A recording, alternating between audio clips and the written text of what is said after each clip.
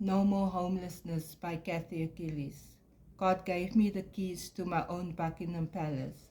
Opening my flat for the first time felt like I was back in London, walking the corridors of Buckingham Palace.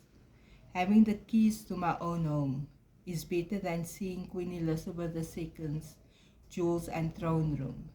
Now I have a place to enter the throne room of God without limits. No more homelessness. No more fighting for showers. No more enduring 40 plus people's moods when all I want to do is rest. 2 years of homelessness has ended. I wish it was breaking news on all the news channels across the world because the battle out of homelessness was fierce.